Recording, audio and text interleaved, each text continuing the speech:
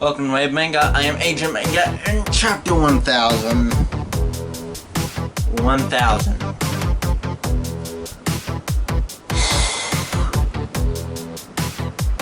I don't know many manga that managed to reach Chapter 1000. I think JoJo's is pretty close, but this is an momentous occasion. One Piece has reached Chapter 1000.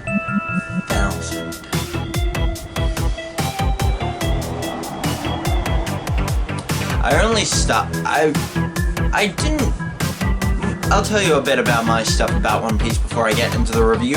It's just, I started off One Piece like a few years ago. I started watching the anime, just went through it. It wasn't really my thing. I hopped off it quite a few times and hopped back on and continued with the arcs until I got to Fisherman Island with the anime, and I just decided I had to stop. And then I started reading because the dub stopped there, because I'm willing to watch a sub for like a normal series for that goes for 25 episodes.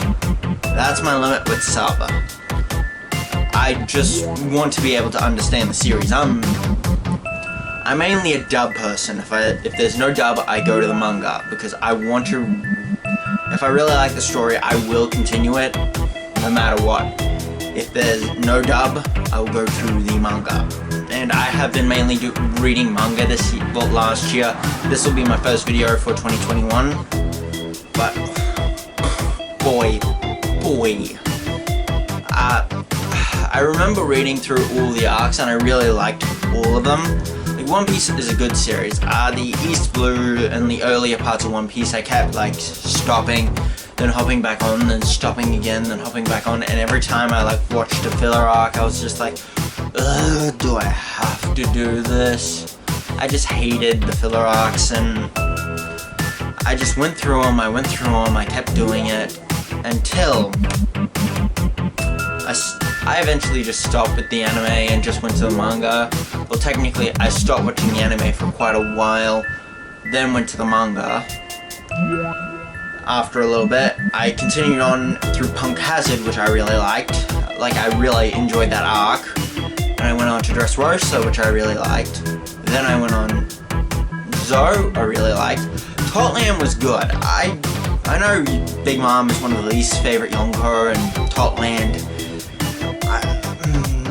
One thing I hate about the One Piece community is that pre-time skip was the best part. People binged pre-time skip.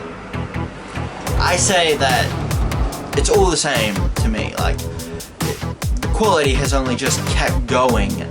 Everything about One Piece has just improved over the years. It's always sprinkled. One Piece is a great series, and I only just started reading week to week. Let me see. It was around the time that Big Mom was in Udon. That's when I remember catching up to One Piece. Big Mom had just gotten to Udon, and she was rampaging. And then I hated it. I hated waiting for all that time. Come on, I want to keep going. I want to keep reading. Why do I have to stop here? Because One Piece is good. It's a really good series. And I just really enjoyed it. Wano has been one of my favorite arcs. I prefer, how I heard it once is that if you didn't like the beginning of the original part of the most recent My Hero arc, you would probably enjoy Wano. If you hated Wano, you'd enjoy the latest part of My Hero. And that was me. I just liked Wano. It was a really good arc. I enjoyed it. I liked Kaido. I liked all of that stuff. And plus, I didn't like the first part of the My Hero arc. It was more eh. By the end, it was a good arc. By the end, but at the beginning, it sucked. I'm just getting a whole bunch of stuff out of the way. One Piece is a good arc. I love this whole series. It's just got so many questions. It's got good characters. It's so good. It's got easily long-term things, because all the characters, all the Straw Hats, the main characters, they are already developed characters before they get to the crew. They are fully developed. so they don't need to like change over time. They can grow more powerful, they can learn stuff, they can do a whole bunch of other stuff, but these are fully developed characters. We explain them when they're introduced, and except for Robin. But I just love the series. It's got longevity, it's got many questions, it's got a whole bunch of stuff you need to learn. You want to learn, and that Oda just tempts you. He gives you a sprinkle, but it's kind of like, okay, the best way I can describe it is like a addiction.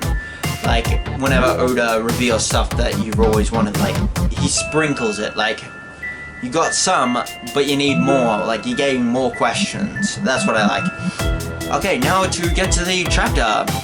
I will try to put a time code down there to see to when I get to this point at the beginning of the chapter, so you can skip to this point in the video to continue with the review. I just want to talk about my rules with One Piece, and the cover page is a continuation of the last chapter, which I made a sort of review on, which was the Kaido's fish fruit, which I really liked.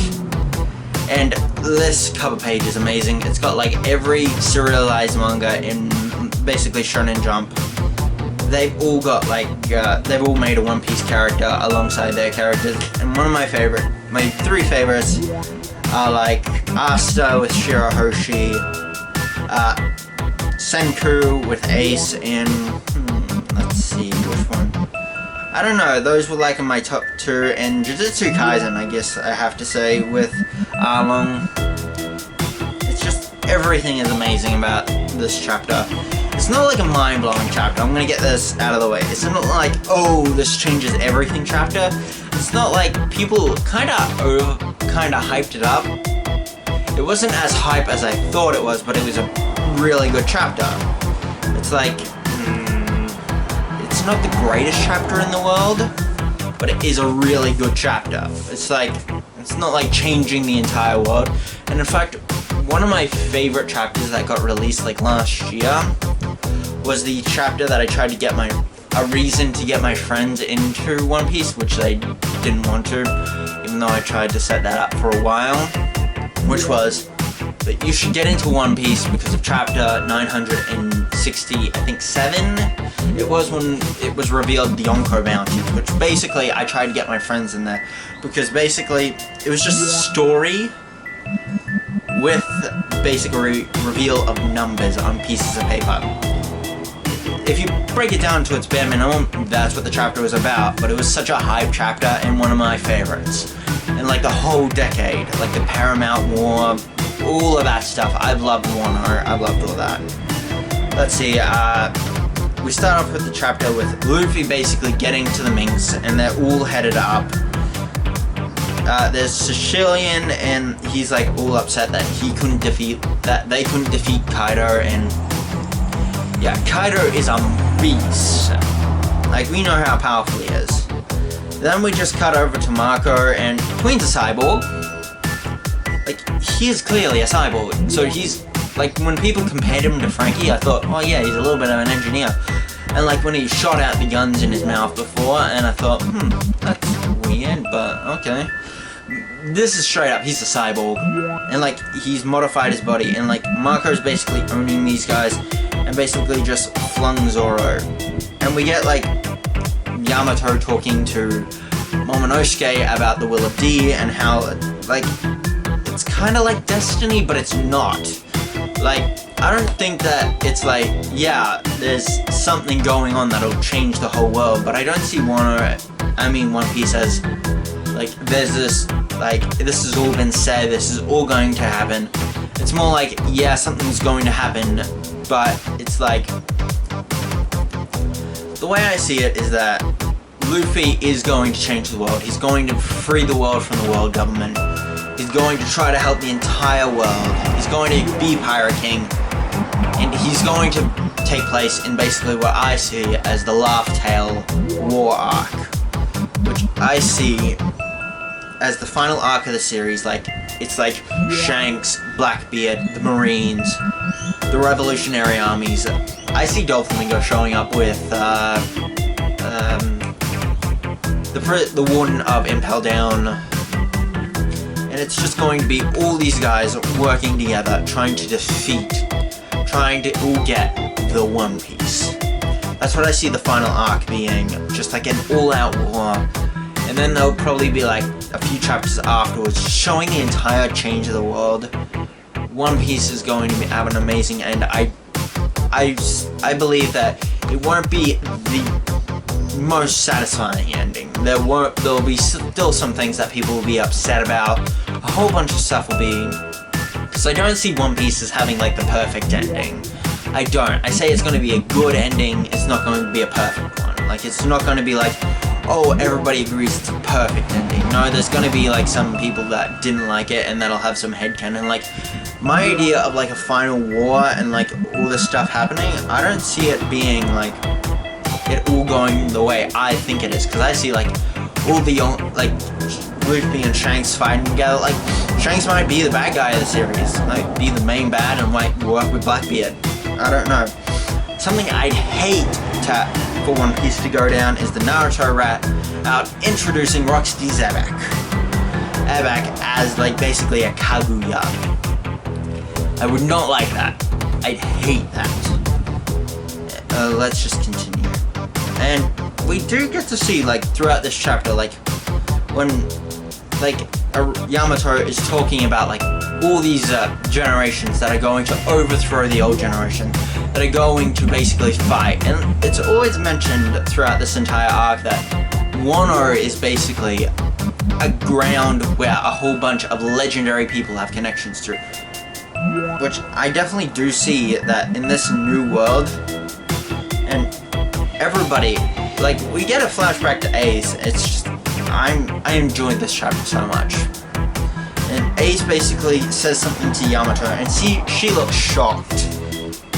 And when I first read it, I thought it was like, oh, he's king, he wants to be king of the pirates. But I watched like Tekken 1, like I already had this thought, but when I heard Tekken have the same thought as me, it's like, if it were king of the pirates, we would have seen it, because we basically hear it all the time. But this is different. This is different. What is Luffy's true dream? We know he wants to be the freest man in the world. We know it's Pirate King. What else is it? What else is his dream? That is what I'm thinking. Like, if Pirate King was just that, I'm pretty sure her father says that he wants to be king of the pirates all the time. So she's like, if it was just king of the pirates, she would have been like, sure. My father's trying to do the same thing, so... And everybody's just trying to keep going. Like, Yamato, Ace has a good time, just have fun. And in fact, Yamato gave Ace his Vivro card, which means that Yamato if you like want to reread the entire series again, like when One Piece is over, I'm planning on rereading the entire series from start to beginning, from start to end, and taking all the information from the end of the series and connecting it all together. Like, trying to figure out, like, this is a big thing, because this was back during when Crocodile, like, when he was an actual threat. Like, remember when Crocodile, like, when the warlords were kind of a credible threat? Like, the only warlord that's still a credible threat is kinda Mihawk, and he's no longer a warlord. And Luffy, and it's just a whole bunch of the big part of the chapter. A bit of the chapter is basically Yamato talking to Momonosuke about Ace, about the Will of D, a whole bunch of stuff, which I wanted to see. Like, that would have been fine, but I actually would have been kind of disappointed, to be honest, if Yamato would have told us what the Will of D was. That I don't think is going to be explained until the end of the series, until the Laugh Tale arc, which is what I'm going to call the final arc. Since every island in the series has been called, and since every arc is named after the island that it's based on, the Laugh Tale arc is what's going to be the final arc. So during the Laugh Tale arc, this is all going to come to a head, and I love this double page spread. It's amazing. Like, you get Luffy, Kid, Law, Zoro, and Killer. Like, these five supernova. I heard Drake shows up, but I'm actually fine with this team going up against the Yonko. Like these 5, I definitely agreed would go there. Drake, I'm fine with. Hawkins, I don't know if he's even gonna try to go against Kaido. And Apu, I don't believe he's going to betray Kaido. He's just a little bit too much of a bitch. And I love this double page spread because I kind of like the layout. Like, you got Luffy in the middle because back at the Sabaody arc, Kid was in the middle of the group because he was the most dangerous. But now Luffy has a Billion-Berry bounty and surpassed all of them. He's like the #1 guy. He's the closest person to Pirate King out of all of them. And I like it. Zoro is on Luffy's right, which means that which shows that Zoro is Luffy's right-hand man. Killer is the same. He's Kid's right-hand man. Lord doesn't have a right-hand man, which I'd say would be Beppo, because Beppo is adorable. And it's just like they're all ready to take on the Yonko, these mountains of strength that basically I feel like people overhype. Like, I do see that Yonko are really strong, although I do see Luffy will be able to surpass them because he is Garp's grandson and his dad is Dragon. So that's basically my thought of how powerful he is. Like, his dad has a higher bounty. Garp refused to be an admiral, and he's just insanely powerful. He basically took down the whole Rocks crew that took Roger. It was a pretty hard take, but he took down these guys before. Luffy, I say, can take on will get to that level. And he's probably going to surpass his grandpa. And Luffy, in this chapter, the Yonko basically say, hey, what's your dream, Straw Hat? Tell us your dream. Because they don't believe that Luffy can beat them. Like, compared to before, like, what we've seen, Luffy is nowhere near their level. But I do believe that Luffy can surpass them, that he is close, that he has been training. He has superior observation haki to both of them, I see. And with the rework technique, he could damage them. I see it. And in this chapter, Luffy is the absolute. This is Luffy at his pinnacle. In this chapter, it summarizes Luffy.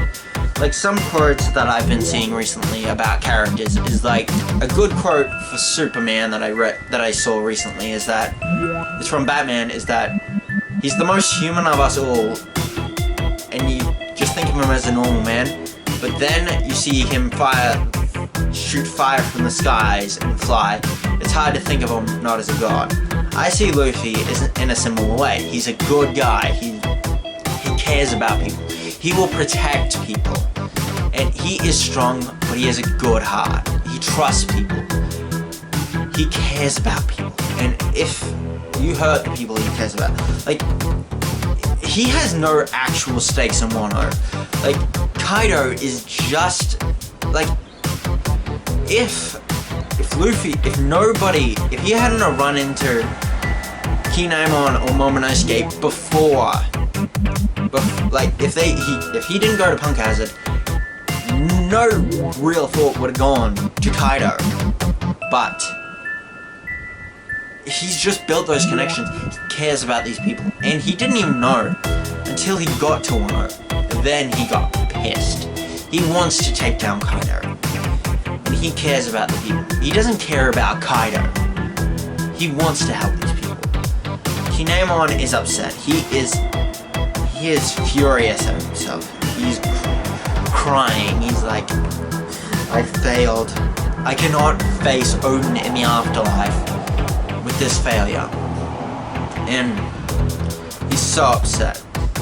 And like Kaido says, hey brat. And his brat to hit Luffy with his Kanombo? Yeah, Kanombo. And basically,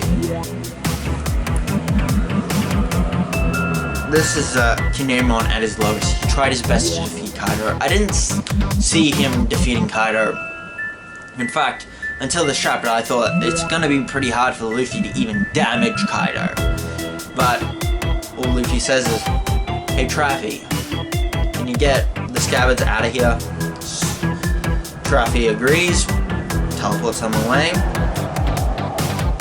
Then Luffy remembers all throughout the arc and everything that happened throughout this entire series. Everything that Kaido has done throughout the series to basically hurt these people. And some of these things that are shown is basically what Orochi did, and I'm glad that guy's dead. He's dead. He's dead. And if he's coming back, I'm going to be pissed, because it's basically been dozens of chapters since he was killed, and I think he would have come back by now. So he's dead. So, and then Luffy does a move that I theorized could exist, but I didn't actually think would happen. It's basically an upgraded version of Red Hawk. It's basically Gear 4th Gum Gum no Red Rock. I didn't know what a rock was until I watched like some other videos that explains a rock is basically a giant mythical bird. It's basically the evolution. It's like Red Hawk is basically the base attack. Red Rock is basically the upgraded version, and it has fire. It's everything that Luffy has basically built up throughout Wano. It's his Ryuo techniques. It's basically everything Luffy has built to take down Kaido. And people theorize that, yeah, Luffy's going to basically hit Kaido in the face with a fire attack, like Ace did to that golden statue. Now, I think Kaido might be losing his head like that statue. That is the last scene of the chapter, and Luffy does basically say, "I'm Monkey D. Luffy. I will surpass you both, and I will be king of the pirates." That, when I read it, just gave me goosebumps, because it's a Luffy basically not caring about the Yonko. The Yonko don't matter to Luffy. What he's doing is surpassing them. He is going to be Pirate King. He is going to be the freest man in the world. He is going to do whatever it takes. And he will help his friends complete their dreams. The All Blue is definitely going to come into it. Like, my theory is that All Blue is going to probably be, like, where Fisherman Island is, basically be destroyed. And, like, all the currents are going to come through there, because if you destroy the whole Red Line, which was another theory I had, but then I tossed that aside because that would basically disrupt the world way too much. So just destroy Fisherman Island and Marijois, get those guys out of power, pretty big destruction, allow the waters to flow in. So when Sanji basically said, "I found All Blue," he did find it, it's just not at the right time. Just like Roger found Laugh Tale, not at the right time. That he was too early, just as Sanji was. And when they go back there, they will find the All Blue, and Sanji's dream will come true. Basically, yes. And I just love this chapter. It's not like, ooh, game-changing. Well, it is kind of game-changing. That Luffy basically hit Kaido in the head, basically knocked him down. Basically was like, "I'm gonna be king of the pirates. I'm gonna surpass you. What do you think I am?" And I definitely see this fight being an awesome, Zoro got a power up in this arc, Kid also trained with Luffy. I don't know if he knows Ryuo, and I don't know, Law didn't get a power up, he might actually be the weakest fighter there. Killer was on par with Zoro before he got Enma, but these guys might have been training with Haki as well in the prison with Luffy. I'm just thinking, maybe they were training with Luffy in Ryuo, I don't know. My thoughts, possibilities, and that's all my thoughts. This chapter was really good, and basically over 1,000 chapters. Luffy is able to knock Kaido to the ground. The strongest beast in the world, the man, basically the most unkillable thing in the world. He knocked him to the ground and told him he will be king of the pirates. I love this chapter. It's just a good chapter. I wouldn't say it's the best chapter, but it is bloody amazing. And essentially right now, Rayleigh has been in the series for half of it, basically. And that was basically it. Some fun facts, my connection to One Piece, and that was basically it. I have nothing really else to say, but this was an amazing chapter. This is Wave Manga, I am Adrian Manga. Like, comment, subscribe, and bye.